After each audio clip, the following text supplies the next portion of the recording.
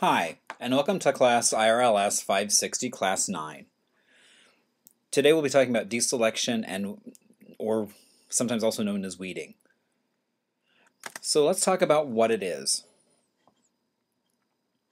Deselection is a selection decision which removes an item from the collection because it's no longer used, useful, or usable.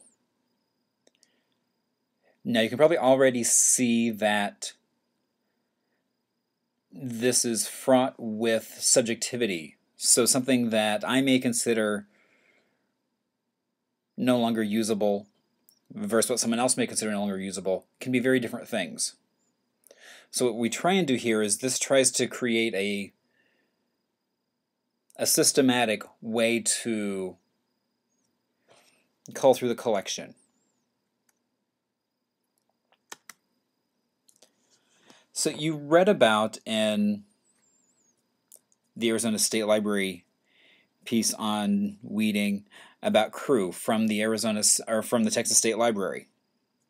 So what I want to do is just highlight the 6 benefits of what CREW says are the reasons why you want to deselect. You save space. Shelf space costs money in a variety of ways, not the least of which is the actual cost of buying the shelving to house more and more materials. Patrons lose patience trying to find items that are crammed on overcrowded shelves. The library staff need not fill the bottom shelves or pile books on top of the stacks, and the library will be more attractive and easier to use.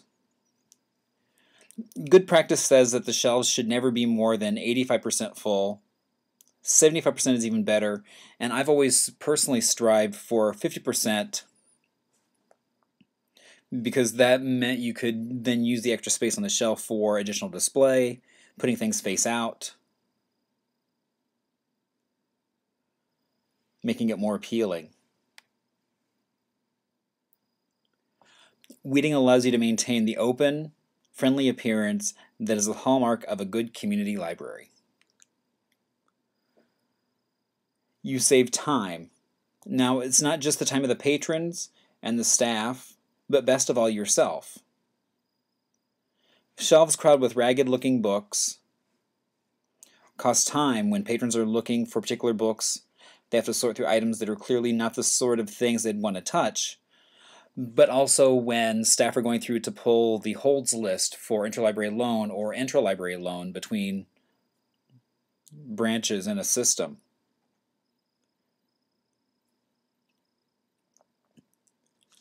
You make the collection more appealing, providing better access. When you actually replace it with new-looking books, it's more appealing, and circulation can actually be increased simply by making the shelves look more attractive and user-friendly. Many libraries report that patrons have assumed they've purchased a lot of new books when all they've really done was weed vigorously.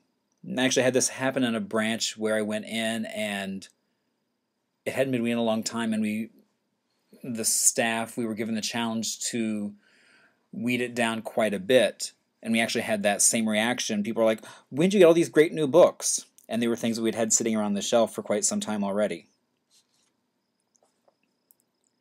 Number 4, you'll enhance your library's reputation for reliability and currency and build public trust.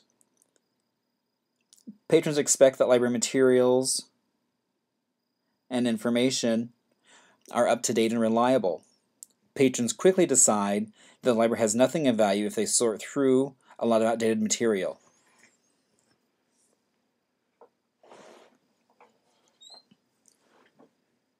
You will keep up with the collection needs because of the continuous checking that CREW suggests, and that I think all libraries really should institute, is that continual check where you're always looking at the shelves to see what's going on. So you become more familiar with your collection. You'll notice if books have been lost or stolen, if there are certain areas in need of replacement. This process also allows for an ongoing weeding where tattered items can easily be removed without almost any effort.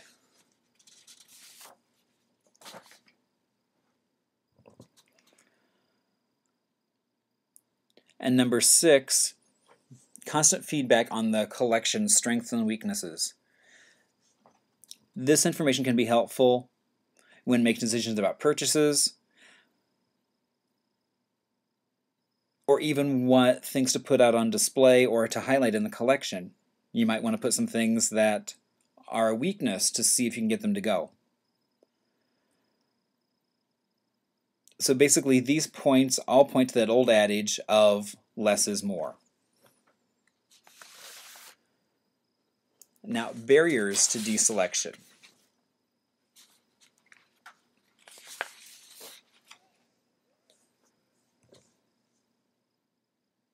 Some of the more common excuses for not thinning a collection are lack of time, procrastination, the fear of making a mistake, fear of adverse or embarrassing publicity, and even the fear of being called a book burner. These reasons are, to a greater or lesser extent, psychological. No matter how long the candidate for storage or removal has remained unused, a collection development person's reaction is, someone will need it tomorrow. Also, an unused book or audiovisual title may raise 2 questions. Why hasn't it been used? Or why did the library buy it? Like anyone else, collection development staff are reluctant to admit making mistakes. The possibility of erroneously discarding some important item always exists. But to use fear of making a mistake as a reason for not engaging in deselection is inexcusable. Another barrier, which is political as well as psychological, is created by users and governing boards. An academic library staff may feel that it needs to institute a weeding and storage program, but fails to do so because of possible faculty opposition.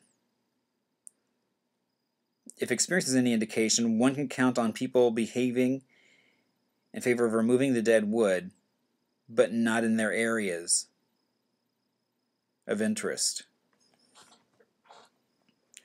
Sometimes librarians are reluctant to suggest deselection because they assume that there will be opposition from faculty, staff, and customers.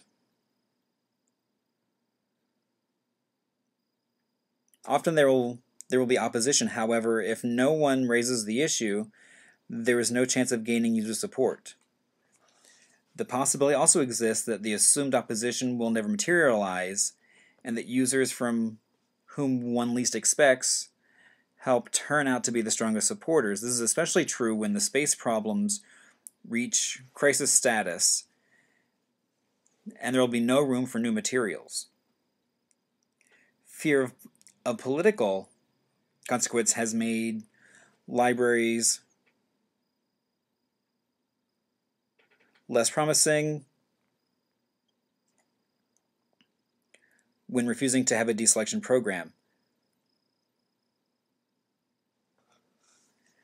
And putting it off makes the project even more complex and more costly. Loyola Marymount University Library has had to undertake several extensive deselection projects over the last 8 years, as major problems arose in getting funding for a new building. The most recent project added all bound journals to a remote storage facility that already contained 82,000 books. The librarians responsible for collection development had solid working relationships with the academic departments, and so had little trouble gaining support for the project as everyone awaited the new building. Gaining active participation in the book deselection process was another matter. To gain faculty involvement, the librarians told them that the book, circulated at least 4 times, would be returned to the on-campus collection.